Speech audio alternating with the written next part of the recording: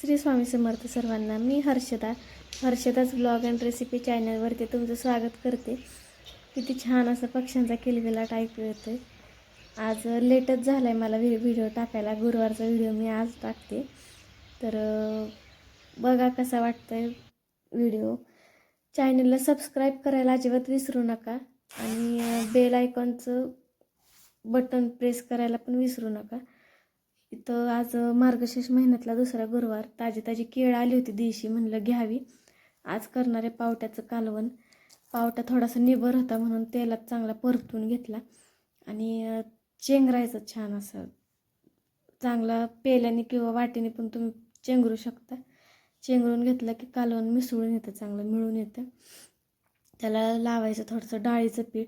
थोडंच घ्यायचं, एक चमचा किंवा अर्धा चमचा घेतला तरी चालेल. मिक्स चांगलं करायचं. एक जीव झालं पाहिजे ते डाळीचं पीठ पावट्यात. आणि फोडणीला घालायचं. तेल टाकायचं, जिरे मोहरी टोमॅटो. अर्धा टोमॅटोच मी घातला इथं. थोडीच भाजी करायची होती. तुमचे काय असतील ते मसाले सगळे टाकायचे. पावटा टाकायचं आणि चांगलं परतून घ्यायचं.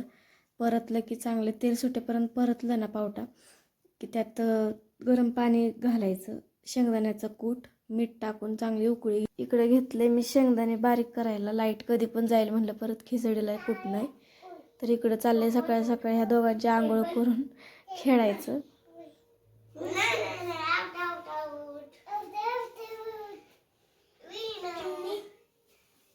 किती भारी खेळतात ना मुलं. आणि ही बघा किती मोठी बोर आहेत. मला वाटलं टोमॅटो चटणीसाठी आता भेटले हिरवेगार टोमॅटो, म्हणलं चटणी करावी. पण बघितलं तर बोरं होती. छान लागली ती, पण गोड लागली बोरं खायला. इकडं करते शेवयाची खीर. सकाळचं पूजे मांडलेली काय मी दाखवली नाही, उशीर झाला होता म्हणून. संध्याकाळी नैवेद्यासाठी शेवयाची खीर करणार आहे. त्यासाठी वेलची पावडर संपली होती. वेलची पावडर करायला मी एक पुडी वेलची घेतली, थोडी साखर घेतली, जायफळाची पावडर आणि सुंठाची पावडर घेतली. चांगली बारीक करून घ्यायची आणि आपण गव्हाचं पीठ चाळतो त्या चाळणीने चाळून घ्यायची.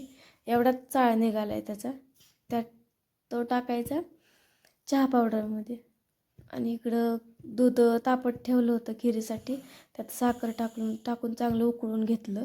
वया छान अशा तुपात भाजल्या होत्या, त्यात टाकून घ्यायच्या आणि मस्त अशी खीर हलवायची. 5 मिनटात होती ही खीर, लय उशीर नाही लागत त्याला.